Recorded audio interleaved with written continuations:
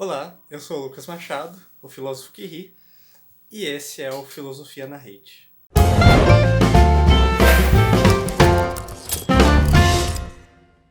Esse é nosso primeiro Filosofia na Rede. Eu achei que seria uma boa começar falando um pouco sobre a ideia do canal mesmo e também sobre a ideia desta própria série, que é a série da Filosofia na Rede, né? Quando eu pensei em fazer o canal primeiramente, eu queria muito, a minha ideia era muito ter um espaço em que eu pudesse falar de filosofia de uma maneira que fosse acessível e que pudesse interessar as pessoas e que elas pudessem se aprofundar em determinados temas. E aí justamente a questão do aprofundamento, né? Eu queria que ao mesmo tempo que as pessoas pudessem ter uma via acessível à filosofia, que essa via também encorajasse as pessoas a se aprofundarem um pouco mais, né? Elas não terem... Muito estranha essa coisa de você estar falando pro celular e você olha para você mesmo, então você não olha para a câmera. Então agora eu vou tentar olhar para a câmera para ficar um pouco melhor. Mas eu queria mesmo que as pessoas pudessem se aprofundar um pouco nesse universo filosófico, que elas se sentissem convidadas a refletir um pouco mais sobre certas questões que eu acredito que são relevantes para qualquer pessoa que viva hoje em dia na nossa sociedade, não apenas hoje em dia, mas também em outros períodos da história. Afinal, a filosofia lida com questões que nos ocupam é, desde os primórdios, desde que a humanidade surgiu, né? Então eu queria fazer algo que não fosse uma mera simplificação da filosofia para torná-la palatável para um público mais amplo, né? Eu queria que o público mais amplo tivesse acesso à filosofia, mas que isso significasse de fato não ter que permanecer apenas no nível mais superficial, né? No nível mais elementar, de tal maneira que na verdade isso não mudasse muito o modo com que as pessoas compreendem certas questões, porque se a gente apresenta a filosofia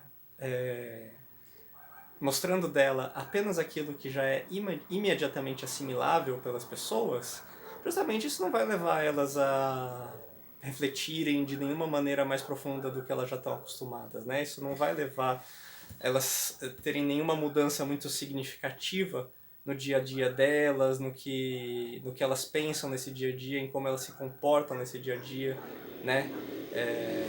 Em como elas compreendem a si mesmas e como elas compreendem o seu próprio mundo e o contexto em que elas estão inseridas, porque você está dando aquilo que já é imediatamente assimilável, né? E que por isso não exige sair dessa zona de conforto, que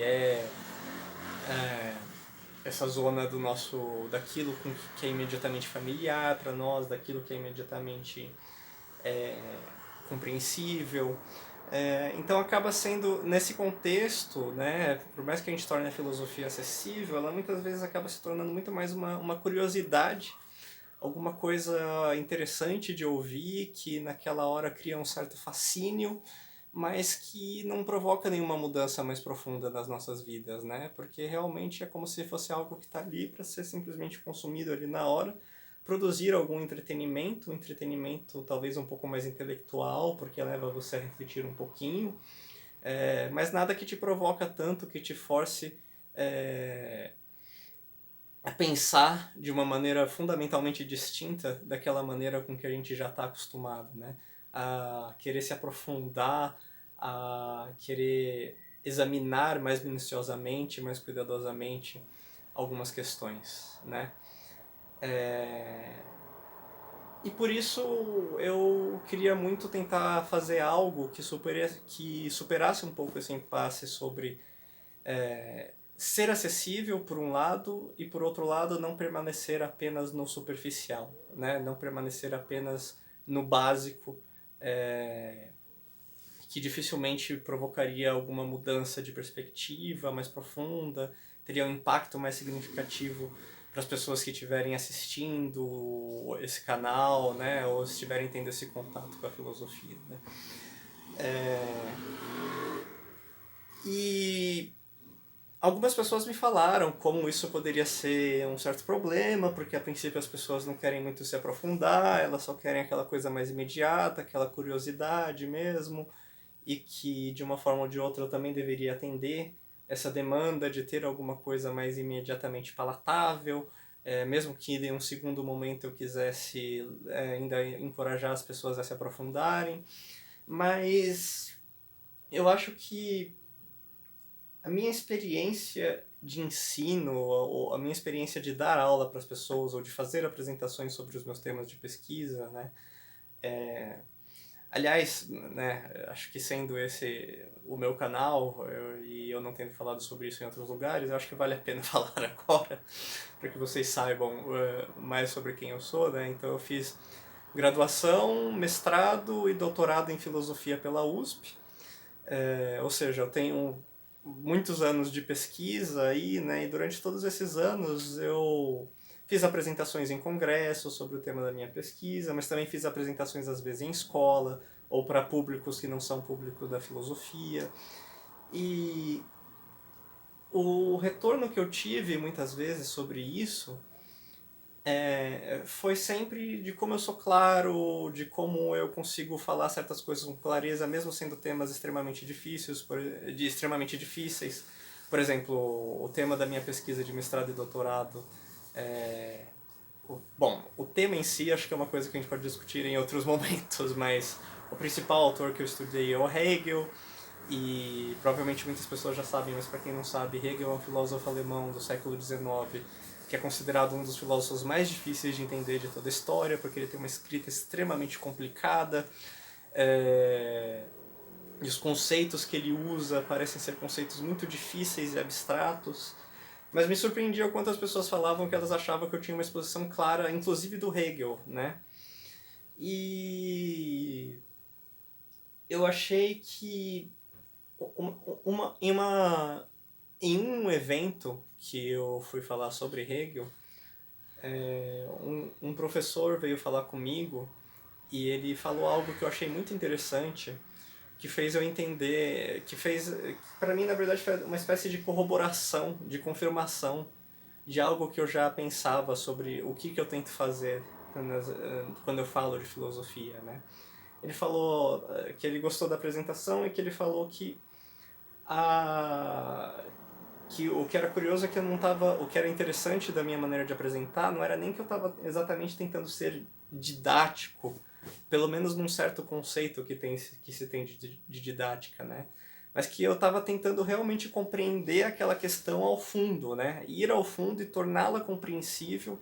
é, E por isso mesmo eu estava destrinchando aquilo que eu estava apresentando nos seus elementos mais fundamentais, assim, né? Eu estava querendo tornar claro, não simplificando ou apresentando em um formato mais palatável, é, ou de alguma maneira tornando aquilo mais atraente, porque eu estaria, não sei, fazendo uma dancinha enquanto eu falo de Hegel, ou começando com uma piada, embora obviamente num canal como Filósofo que Ri dê para imaginar que eu gosto de piadas e eu gosto de fazer piadas também, mas não era isso que estava tornando claro exatamente ali, mas simplesmente essa tentativa de realmente explicar parte por parte, em passo por passo aquilo que estava em questão, sem partir de nenhum pressuposto de algo que eu tomasse como, na medida do possível, né? Mas sempre tentando partir do menor número de pressupostos possíveis e pressupor o mínimo daqueles com quem eu estava falando, para que eles pudessem acompanhar a minha exposição, né? Essa parte não foi tudo o que o professor falou, isso é como eu estou interpretando o que ele disse sobre a questão do tentar ser compreensível, né? E eu acho que isso, de alguma maneira, já dita o que é a pretensão desse canal, né?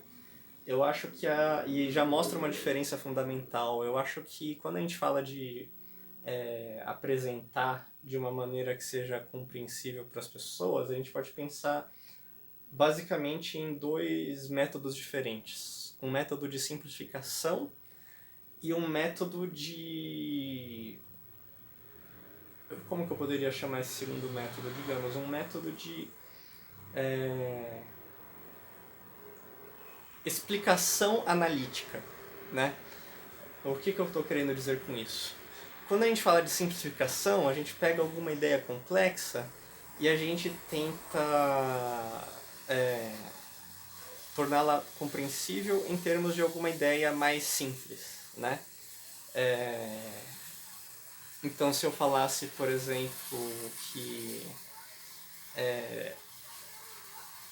a dialética do Hegel, vamos voltar para o Hegel um pouco, né? Então, o que o Hegel entende por dialética? Eu poderia simplificar tentando dizer que é alguma coisa, por exemplo, como um ímã, né? E o ímã tem um polo positivo e um negativo, e se você, não importa o que você faça, eles sempre existem juntos, são polos opostos, né? E ao mesmo tempo os polos opostos se atraem, e num ímã não daria para separar o polo positivo do polo negativo, então os opostos necessariamente existem juntos, né? Bom, isso é dialética hegeliana? Não, isso daí seria justamente uma grande simplificação, né?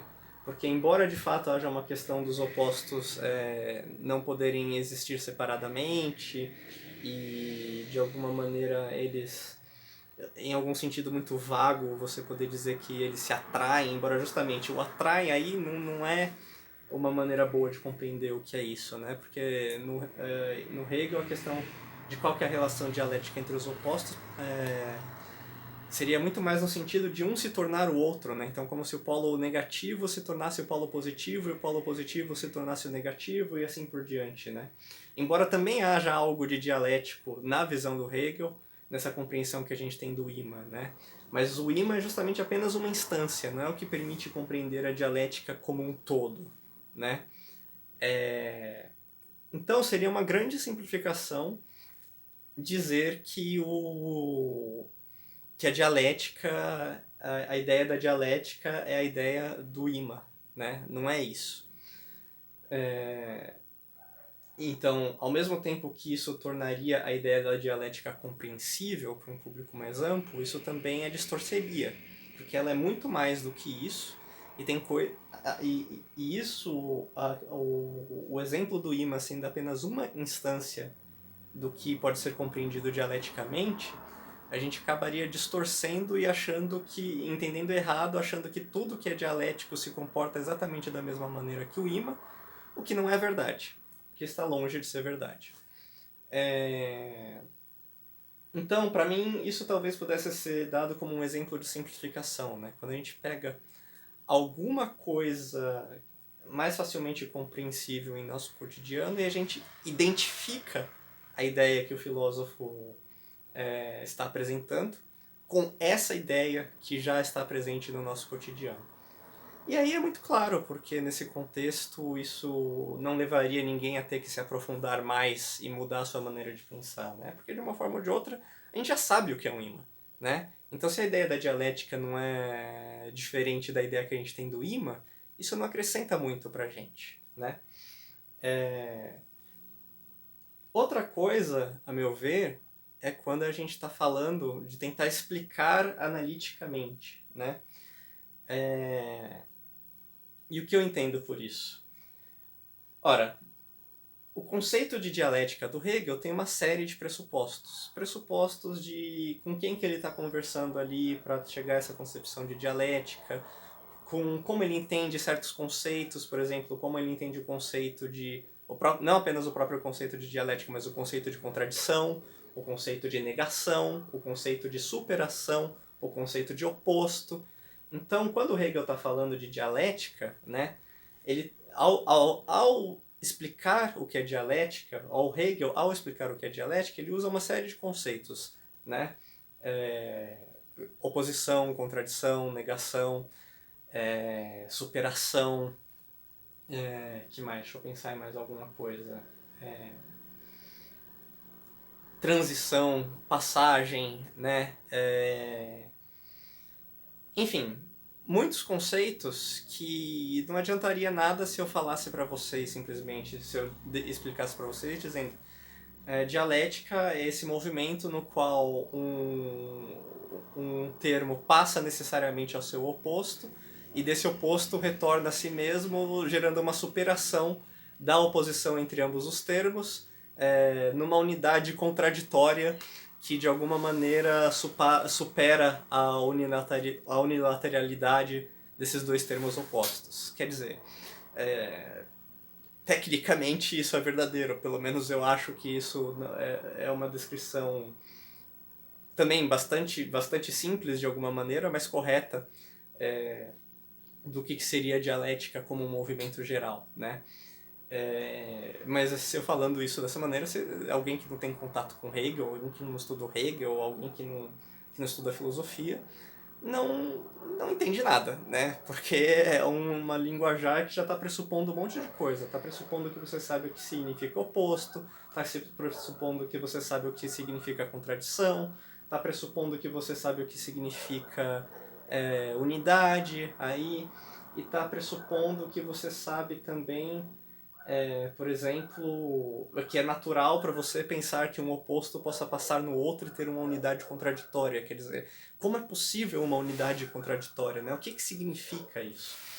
Então, um esforço de explicação analítica do que é o conceito seria o de dissecar esses conceitos que estão contidos nesse conceito maior e que a gente usa para explicar ele, mostrar o que está pressuposto neles e ao mesmo tempo se questionar sobre algumas das teses fundamentais que estão por trás desse conceito, né? Então, por exemplo, no conceito de dialética, a gente tem essa ideia de que há uma passagem de um termo para o seu oposto. Ou seja, você tem a pressuposição de que essa passagem seja possível. E aí a questão é, como a gente pode explicar a possibilidade dessa passagem? Como a gente pode explicar que Hegel acha possível essa passagem de um termo para o seu termo oposto? De tal maneira que haja uma contradição, mas que é uma contradição aí real, que isso de fato ocorre, que algo de fato pode ser tanto ele mesmo quanto o seu contrário, pode negar a si mesmo, na verdade, passando ao seu oposto, né? Como a gente poderia entender isso de uma maneira que seja plausível, né? Então, eu diria que esse esforço de explicação analítica seria um esforço conjugado tanto de dissecar os conceitos contidos naquele conceito, naquela ideia que a gente está querendo explicar, quanto de tornar compreensíveis, tornar plausíveis as teses, os pressupostos que estão por trás dessa ideia, né? Então, por trás da ideia de dialética, por trás do conceito de dialética, há a tese de que é possível, de fato, a passagem de um termo para o seu oposto. Ou há ainda a tese de que a contradição existe. A contradição não é só uma coisa na nossa cabeça, a contradição é algo que está na realidade. Como a gente pode tornar essas teses compreensíveis para que a gente possa, a partir daí, então, compreender como a dialética pode ter como um dos seus elementos constituintes essa passagem de um termo para o seu oposto, né? Então, e o que acontece? Eu acabo preferindo muito mais esse método do que o método da simplificação, porque, é claro, em certo sentido a gente pode dizer, e isso é natural de qualquer exposição, né? Tudo que a gente faz envolve algum nível de simplificação, né? A questão é, e mesmo eu fornecendo aqui essa explicação de dialética, um estudioso, um pesquisador de Hegel, sem dúvida acharia que ela é uma explicação muito geral, né? Se ela é uma simplificação, talvez isso fosse discutível, porque uma explicação geral não é a mesma coisa que uma explicação simplificada, né? No sentido de que tira partes que são fundamentais para compreender o conceito geral, né? De alguma maneira diminui o conceito geral e torna ele mais simples do que ele de fato é, né? Enquanto na verdade eu só estou tentando dar um conceito geral que pode ser mais universal, assim, mas que nem por isso necessariamente distorce, né? O que não quer dizer que não possa fazer, mas a questão é que a gente está sempre buscando não fazer isso, né? A gente está sempre tentando não simplificar. Fornecer uma explicação geral que não seja uma simplificação, que leve em conta todos os elementos que são importantes, mas que ao mesmo tempo não trate esses elementos como auto-evidentes. Tente explicar o que é cada um desses elementos, que é fundamental para a compreensão geral, dissecando eles, né? Mostrando quais são os conceitos ainda mais elementares por trás desses conceitos, até chegar a um ponto em que a gente chegue a conceitos com que nós temos familiaridade e a gente possa entender como, a partir desses conceitos familiares, a gente pode conseguir construir um conceito filosófico mais complexo que os tem por base, né? E ao mesmo tempo também tentando fornecer explicações dessas teses que estariam por trás desses conceitos, que a partir das quais elas possam se tornar compreensíveis para nós, né? Então, partindo de um ponto que a gente reconhece ou que de alguma maneira seja reconhecível para nós, e a partir desse ponto tentar desenvolver uma linha argumentativa que permita mostrar como essa tese poderia ser plausível, né? Como a gente poderia aceitá-la, como a gente poderia entendê-la, e por isso entender o que se propõe quando se propõe, por exemplo, que um termo passa no seu oposto. Eu acho que esse é um caminho que, além de evitar os males de tomar a simplificação como princípio, né? Que são esses males de distorcer para tornar compreensível, ele também encoraja muito mais a um aprofundamento, né? Porque você aí justamente não está fornecendo para a pessoa apenas aquilo que já é imediatamente familiar para ela, né? Em outras palavras, acho que poderia dizer, a simplificação ela tende a tornar uma ideia filosófica, um conceito filosófico, a identificá-lo com algo que já é imediatamente familiar para a pessoa que está ouvindo sobre essa ideia, né? Ao passo que a explicação analítica ela tenta não identificar esse conceito, algo que já é familiar para a pessoa, mas partir de algo que seja familiar para a pessoa, para a partir daí chegar a essa ideia filosófica mais complexa, né? Em certo sentido, isso é justamente um movimento regressivo em relação ao conceito, né? Então você tem o conceito lá de dialética, essas coisas, né? Vocês já perceberam que eu sou hiperativo, logo eu derrubo as coisas em mim, fico mexendo na minha chuquinha, faz parte. Mas, então você parte do conceito de dialética, né? E aí você vai regredindo nele, vendo quais são os conceitos elementares que você precisa desmontar para poder compreender esse conceito, até chegar em um conceito que pareça ser mais universalmente compreensível, que seja compreensível não apenas para quem já tem contato com Hegel, mas também para qualquer pessoa, ou para um público mais amplo, pelo menos, né? Ou para o público que você tem ali, no caso, né? Um conceito que não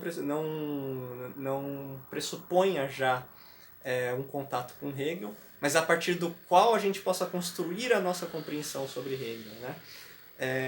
Então, por exemplo, se eu estou falando de um termo passar no seu oposto, ou melhor, vamos falar de contradição, né? Então, o que geralmente a gente pode entender como contradição no nosso dia a dia? No nosso dia a dia a gente pensa que contradição... Bom, a gente tem que formar um retrato do que as pessoas pensam no dia a dia por contradição também, né? Mas me parece plausível pensar que a gente considera em geral contradição como um afirmar uma coisa e depois negar essa mesma coisa que você afirmou, né? Ou seja, dizer algo e dizer o oposto desse algo ao mesmo tempo. E com isso, a gente tem uma primeira ideia de contradição que não é exatamente a ideia hegeliana, mas a partir daí a gente pode chegar na ideia hegeliana de contradição. Como? Bom, o Hegel nega explicitamente que a contradição deva ser compreendida como algo, nesse sentido mais geral, de afirmação e negação ao mesmo tempo, né? Essa ideia de simultaneidade. Como se eu estivesse, por exemplo, falando que a vaca é uma vaca e muitas vacas ao mesmo tempo, ou que o copo está cheio e vazio ao mesmo tempo. Mas vamos voltar um pouco nessa nossa compreensão que a gente já tem no nosso dia a dia de contradição, como dizer alguma coisa e depois negar essa mesma coisa, né? Ora, olha o que está em questão aí. Eu digo algo e depois eu nego isso que eu disse anteriormente, né? E mais do que isso, nessa ideia de contradição está a ideia de que a gente se contradiz. Então que a gente nega algo que nós mesmos dissemos. Então que a gente se nega. A gente nega a nós mesmos. Então há uma ideia de autonegação. Contradizer-se é negar algo que você afirmou antes, né? Então, de um momento em que você estava afirmando algo, você passa para um outro momento em que você nega isso que você estava afirmando. Mas por isso mesmo você nega a si mesmo, porque você estava negando algo que você mesmo disse antes. Ora, é essa ideia de autonegação que é uma ideia muito mais apropriada para ter uma compreensão inicial do que a contradição em Hegel, né? É um processo no qual você nega alguma coisa.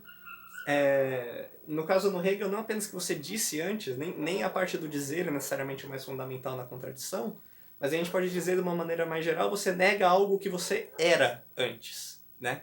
Então, ou melhor, porque nem sempre o tempo está necessariamente envolvido, a gente pode dizer que você nega um estágio anterior daquilo que você era, né? Um estágio que a gente poderia dizer, se não é temporalmente anterior, pelo menos é logicamente anterior, né? É uma fase menos desenvolvida, digamos assim, né? E isso é negado, você nega você mesmo esse estágio anterior daquilo que você é, né?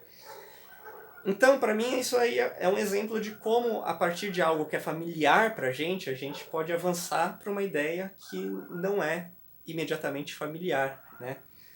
E de fato me parece que nesse processo de tentar fornecer uma explicação analítica, a gente necessariamente acaba retornando para aquilo que é familiar num contexto mais imediato, né? Porque de fato, a meu ver pelo menos, é nesse processo que se constrói as ideias filosóficas. E eu diria que o próprio Hegel concordaria com isso, que a gente parte de ideias familiares, daquele conhecimento que está imediatamente dado para nós e introduz transformações nele, introduz novos elementos, novas maneiras de compreendê-lo, uma outra perspectiva, ou desenvolve melhor certos pontos que já estão presentes numa ideia familiar, né? E a minha experiência com fazer esse tipo de coisa tendeu a mostrar que não apenas as pessoas gostam, as pessoas acham que fica claro dessa maneira, as pessoas se interessam e mesmo sem ter tido nenhum contato anterior, né?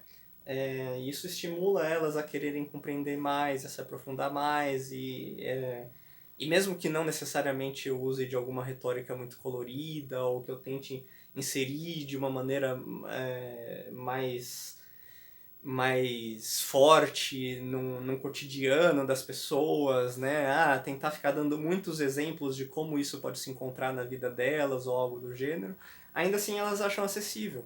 E ainda assim elas acham interessante, porque acho que abre uma perspectiva mesmo a partir de um certo senso comum, a partir de noções que não são familiares, mas sem colocar isso no foco, né? Sem colocar no foco a demanda de que seja familiar.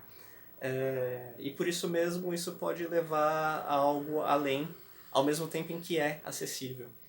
E toda essa conversa de 25 minutos para dizer que é esse tipo de coisa que eu pretendo fazer aqui no meu canal, né? Por diversas abordagens distintas. Eu tenho muitas ideias de diferentes formatos, né? Mas por que eu resolvi começar com filosofia na rede? Para ser sincero, porque eu não estou com muito tempo no momento, acho que em contexto de pandemia ninguém tá.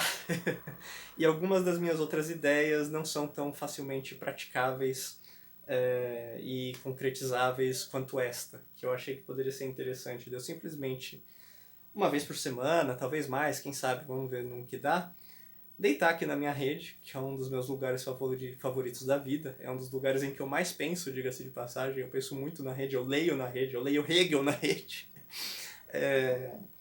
E falar sobre coisas aleatórias de filosofia, como eu enxergo certas questões, assim como eu falei hoje, como eu enxergo essa questão da simplificação versus a explicação, né? Para já ir criando um certo contato aí e também ao mesmo tempo fornecer essa possibilidade de ter um contato inicial com a filosofia, que é um pouco mais livre, é um pouco mais informal, mas que ao mesmo tempo não abdica de uma certa pretensão de profundidade, de realmente analisar a fundo certas questões, mesmo que de uma maneira livre e em certo sentido nada acadêmica, né? O que eu estou fazendo aqui tem muito pouco de acadêmico, eu não estou tentando discutir as minhas referências, eu não estou trazendo o livro do Hegel que eu estou me baseando para falar essas ideias aqui, não estou citando comentadores, né? Que não tenha nada de muito acadêmico, mas que ao mesmo tempo possa ser profundamente filosófico, porque eu acho que isso é possível, e isso provavelmente vai ser o tema de outros vídeos aí, né? E eu acho que é uma maneira interessante de eu fazer um primeiro contato aí com vocês, e de ao mesmo tempo eu poder fazer algo que eu gosto muito, que é ficar brisando de filosofia, falando de filosofia, tentando pensar sobre certas coisas de uma maneira livre, sem pensar em que autor eu estou tentando me basear para falar sobre isso, né? Mas de qualquer maneira tentando refletir sobre certas questões de uma maneira bastante pessoal, mas sem abdicar de uma certa pretensão de profundidade, de convidar a fazer um certo tipo de reflexão que a gente não está muito habituado a fazer no nosso dia a dia, mas que é uma reflexão, eu acredito, legitimamente filosófica, né? Ainda que às vezes muito pessoal, e eu acho que isso é muito importante defender, que é possível uma reflexão filosófica pessoal, é possível esse tipo de coisa. Não, isso não exclui os nossos outros tipos de atividades filosóficas, as atividades acadêmicas, a pesquisa, mas é uma dimensão importante, é uma dimensão que tem que ser explorada e que, sobretudo, tem que ser praticada. A gente pensar por conta própria, nós mesmos, sobre as questões que nos tocam mais imediatamente na nossa vida, que mais nos dizem intimamente respeito, com as quais a gente está diretamente envolvido, e tentar pensá-las diretamente, sem ter que passar tanto por esse crivo, por esse percurso do filtro acadêmico dessas questões, né? Mas então é isso. Esse é o nosso primeiro vídeo do canal. Eu espero que vocês gostem. Eu falhei miseravelmente em ficar olhando pra câmera como eu estou fazendo agora, porque essa coisa de celular é uma merda. Quem sabe eu acho outras maneiras melhores de gravar vídeos no futuro, provavelmente. E eu acho que eu tenho que falar todas aquelas coisas padrão, né? Então, quem gostou, se inscreva no meu canal, curta aqui, se inscreva aqui. Não sei nem se eu tô apontando pros lugares certos agora, mas algum dia eu aprendo isso. E é isso, gente. Até a próxima.